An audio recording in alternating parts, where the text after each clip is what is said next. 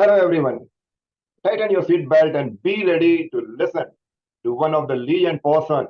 He is none other than Mr. Jayant Joshi. Now, before you get prepared, do you know that? Would you like to meet a man?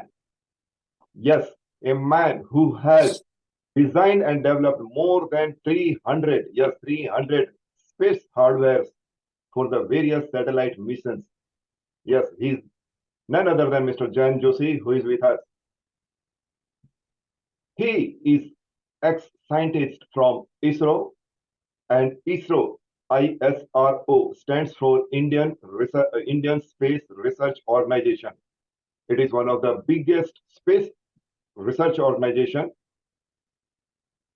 which has already successfully launched number of space missions by this time. Mr. Jayant Joshi has contributed to India's space legacy. You would love to listen to his inspiring story. Jayant bhai, a warm welcome to you. Thank We are you. thankful Thank to you. you for being our guest today, and I'm sure that all the learners must be waiting to know a lot and lots and lots from you. So, if you permit, let me start. A, I start few questions asking you. Would you like to give a small introduction of yourself first, Mr. Joshi, please? So, thank you, Dinesh ji, for giving me an opportunity to share some of my views and to interact with the August our friends about my experiences with space. As we all know, from childhood, we all have fascination about space. So, let me tell something about myself. My name is Jayant Joshi, and I worked for ISRO for almost 4 decades.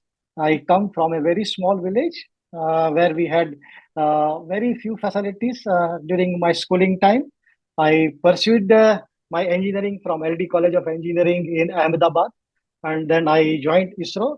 That also, how I joined ISRO, that also has gotten a story in its own. We'll talk about something it later. But during my journey at ISRO, I was lucky to contribute to so many important milestone project about ISRO, including Mangalyaan.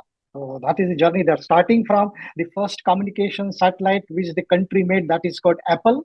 The Apple stands for Aryan Passenger Payload Experiment, APPLE, not that khane wala apple nahi hai, that this Apple.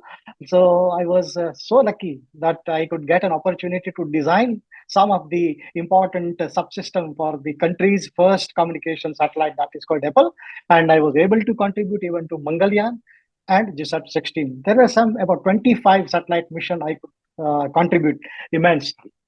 Thank you. Great, great, great. Wonderful, wonderful, wonderful. Before I started asking you a question, you have already given an answer to my first question. So nice of you. Thank you, Mr. Jayan Bhai. Now, as you said that a man from a small place in India could raise to one of the highest place. Now, it would be really very inspiring for our listener to know that how could you reach this place and what was the thing that attracted you to join this organization. Please tell us something about your journey that can inspire our listeners. Okay, so for that, Dinesh ji, I will have to take all of you to pre-internet era of India. That is about 1969. I'm talking about the year when I passed from 10th grade and I just entered the 11th grade. And that was the time, somewhere in July. And all of us remember that in July 1969, NASA has done that Apollo 11 mission.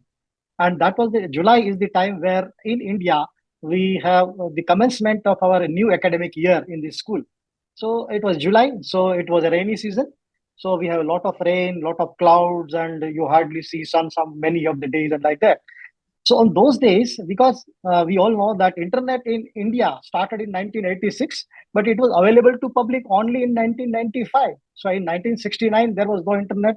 We did not have any access to any such information source, but that was a newspaper where the only source they could get. So during those days, there were some small news clip before the actual landing on the moon by NASA, that yes, they are going to do this mission, they are taking this crew to moon and all that. And I was really amazed and surprised that how is it possible for anyone or for any object to even see, even to think, and now actually going and landing onto moon or beyond clouds. That was a mystery for me. So it all started, it sparked some, ignited my mind, and I slowly started pursuing this particular subject. I used to read daily things, and because it was a small town, there was not an rich library which could satisfy my knowledge about space and rocket and all that. But I still pursued only reading this newspaper. And other thing which inspired me was my father's career, because he was a small clerk in one of the government organization. But later on, because he was equally interested in technical things, he joined one organization where some radio sets were being installed and maintained by government in small villages. So his duty was then to repair those radio sets and to maintain them. So he used to bring radio set at our home. He used to open it, he would repair it, fix it, and again bring it back. So I got fascinated that how is it possible to open a big box, then to do something and again fix it. So then I decided I should pursue engineering, and that was the reason that after 11th and 12th I went to science college, because at that time there were no 12th, only after 11th we had to go to college. Then I started my career. First I did my diploma in engineering. After diploma, one of my friend at my native place came to me and told me that there is one opportunity in ISRO. It has come up in the newspaper. Why don't you apply? By that time, I had already started a small electrical gadget repair shop in my small town. I used to repair radios. I used to go to repair television. It was the early television area, black and white, big, long antennas to receive those signals. So those were the things. And but then, because I heard that yes, there is an opening at ISRO, I just applied for ISRO. And surprisingly, what happened that I got a call for an interview. Now, the interesting part, or which motivated me most for attending the interview, was that they were providing the ticket expense and other expenses. So I thought, okay, why not to have a small picnic at a big town like Ahmedabad from a small place? So I went to Ahmedabad for an interview. Interview went very well, and I got selected, and that is how I entered ISRO. So in 1978, in the month of May, I joined ISRO, and almost up to 4 decades I worked with ISRO. So that is from the journey started from 78, and I worked nearly 38, 39 years with ISRO. And the journey encompasses a small satellite to the heaviest satellite of the country of that time, GSAT 16. So GSAT 16, with I was the associate project director. I led a team of almost 250 scientists across ISRO from Great. all different sectors, and we could finish that project on time. It was launched from French Guiana, and it was successfully launched. So this is the journey from a small 500 kilogram satellite to some 5,000 kilogram satellite, only one TV channel capability or transponder in that satellite, to 56 transponder in that satellite. So a multi transponder satellite, multi frequency satellite. So this is the journey from a small satellite to the biggest satellite, from laboratory going to moon and Mars. Great, great, great. I'm sure that our listeners are thrilled, and after listening to your story, that how a man from a small dream could make his dream come true and set up a record. Not only that, he conducted so many experiments that are written in the history of Indian space. Great. Jayant bhai, you are great. Let us come to the one of the another question which I would like to ask you is, Jayant bhai, as you said that you have spent about 40 long years of your experience, of your service into ISRO. Let us know few of the interesting memories that you have, or few of the incidences that you think are worth telling to our listeners. Okay, the question is slightly tricky, Dinesh bhai, because if you ask a parent that if you have five kids, then which is the most lovable kids to you, they would immediately say all kids are very near and dear to me. So likewise, almost all the mission which I worked, and not only my the mission in which I worked, but any mission which was undertaken by ISRO are still and always near to my heart. But especially talking about myself, there I would definitely I always cherish three projects which are very close to my heart. The first naturally was the Apple, because it was a pre-internet era. There was no PC available, no design software were available. Only, but we were lucky that at ISRO and Space Application Center at Ahmedabad, we had a very rich library. We used to have variety of technical journals and magazines that were the only source of information available to us in the field of microwave engineering, which lead us to design and develop any satellite or space-based system. So you think coming from a small town without having much technical incapacity about the space, you really immediately, because the moment I entered, I was given a task to design a subsystem for Apple. And that when Oh, I was told that you should remember only one thing, that this subsystem is not going to function on ground. It has to function in space. So you have to take care of those aspects. So I was wondering why they are telling me that it has to not work on ground and it has to work in space. So what is the difference? So my 6 month I spent only studying what is the difference between a system which works at ground and which has to work satisfactorily and reliably in space. So I took some 6 months. I took help of many friends. I read so many magazines, so many articles. Then I came to know that yes, this is the difference. And I would definitely like to share one important thing is that there is no space component which is manufactured separately. They are all normal component. But their selection, suppose you make 1,000 components which are made for ground, they are specially tested for space environment. So space oh, environment, we don't have atmosphere. We have very hostile temperature. We have many other issues, different radiations. So all those harsh environment of space under which simulated chambers, these components are tested and selected. So I got to uh-huh. know this. And then on a paper, small piece of paper, I started this designing a satellite subsystem. And there was so many iterations. Then you have to go to laboratory, you have to try, you have to make one prototype, then you have to really fabricate it, test it. And the other day morning, when you start looking at the result, you come to know that you are nowhere. Everything has failed, and people and the subsystem which you designed is not meeting your requirement. So again, start from scratch, again, paper and pencil. Those were the days. And the time given to us was only 18 months. So in 18 months, because the Apple satellite was to go in a Ariane rocket, which was designed, which was the European Space Agency's rocket. They had already developed, they have carried one flight. This was their second developmental flight, and it carried two satellites, one satellite of their own. They were looking for one more satellite as a passenger. Now, we were in the beginning years. We did not have enough infrastructure. We did not have the rocket technology which can launch the satellite. So they offered the Ariane passenger people, they offered us that we can launch your satellite for free.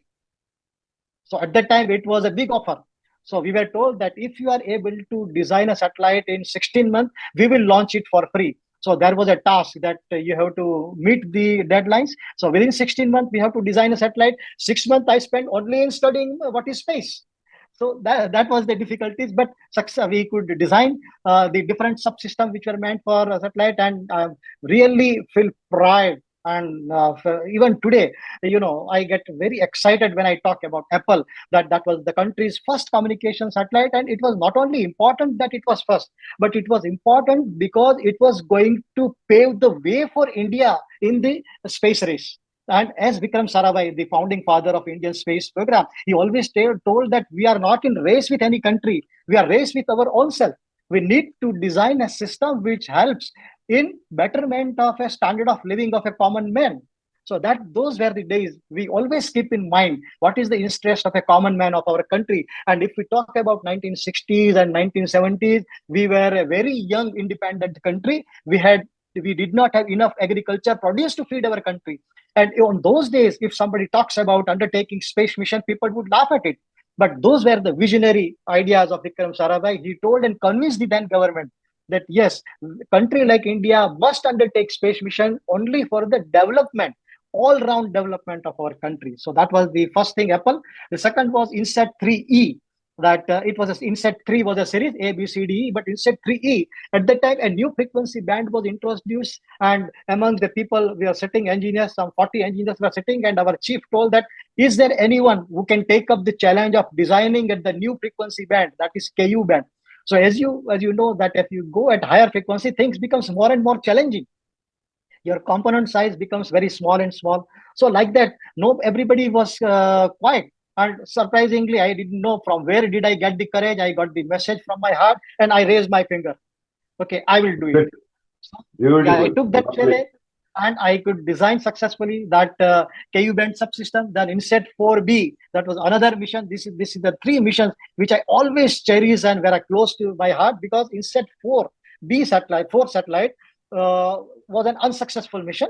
During launch, the rocket fell into the ocean, and we lost the entire satellite.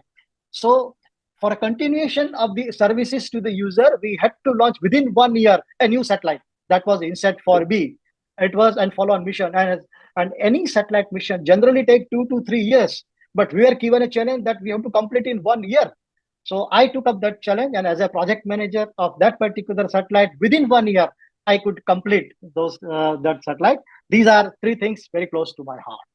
Lovely. So nice of you. Thank you. Wow. We are really thrilled to hear it. A person, when he goes from one place to another place in a just ordinary aeroplane, he spends hundreds of dollars. But if I'm correct, you are the man that whose satellite, when you send from land to moon, the cost of that mission per kilometer was not even as per the cost of an ordinary taxi, or the total cost of the project was much less than the cost of hundreds of Bollywood, Hollywood movies. How could you make it? Just give me one example that which you liked most, because we are going to end the session very soon. Please give us the shortest example, which was the best satellite that you liked most. Okay, so talking about the cost, I give you a simple example. If you take any government organization, suppose there is a PWD or a road and building department, and they are told to build one bridge. The estimate comes that, okay, the estimated cost would be 100 crore rupees. The time would be 3 years. Now the same project, instead of 3 years, it takes 6 long years, double the time. What could be the impact on the cost? Naturally, instead of 100 crore, it would cross 150 crore, or maybe even touch double, that is 200 crore. But if the same bridge, if you are able, without compromising quality, if you are able to manage within 8 months, so instead of 100 crore, you would be able to complete that within few months. That is even 8 months or in less time. So that is Right, exactly what we did right, at right, right. ISRO. Lovely. So, so many things you have already told. So, from whom you have got the inspiration for you? These are the few of the short questions which I am asking you. For you, who is your role model? APJ Abdul Kalam, because I got an Wow. opportunity to work with him. Mhm. I Great. had a small interaction 2 3 times, but he inspired me a lot that never give up and to Mhm. learn from failures. He always tell, never ever try to read success story of a person. Always read a failure story of a person, because that Wow. will give you more knowledge. Mhm. Great, great. So, Mr. Jayant, how do you balance your life even today, though you are retired, still you are working? And let me know that how you are balancing your family and your mission life. Okay, so balancing life is I always pursue my passion, that is my music, my reading habit, and sports. Even at this age, I find some time to play volleyball, table tennis. I used to play badminton and cricket, but now, at the age of 69, 70, okay, I stopped playing those outfield games, and I continue playing small indoor games like that. And I spend quality time with my grandkids, and I used to interact with people till now. After my retirement, I have interacted with nearly more than 2 lakhs of students only to Oh, talk oh, about oh, oh, space science and technology. wow. Great, great, great. You've done a wonderful.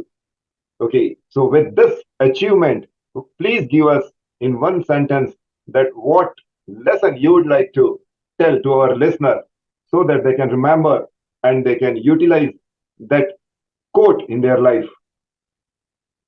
if you Okay. have? Yeah. If I have to say in one word, it is enjoy. If I Wow. have to say that in one sentence, I would say enjoy whatever you do.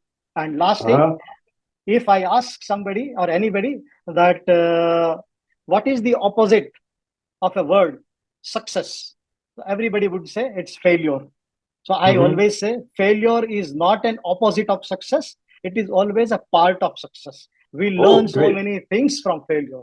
So just keep whatever, do whatever, believe in yourself, and we learn from our failures more than our success. And result do not happen over time. They happen over time. They do not happen overnight. So we have to have passion. Great, great, great, great, great. I have few more questions to ask, but the time is already up. So Okay. let me wrap up. And really, I'm so thankful to you for giving us inspiring story, not only the story, but inspiring lessons to all our listeners. And I would love to meet you again and welcome you again to our wonderful platform. Once again, on behalf of our organization and all of us, so many thanks to you. And once again, be ready to be with us. Thank you, Jayant Bhai. So thank you. Namaste. And I express my sincere thanks to Global Speaker Talk and especially to Dinesh Bhai for giving me an opportunity to interact with such an august people. Thank you very much. My pleasure. Thank you. Okay,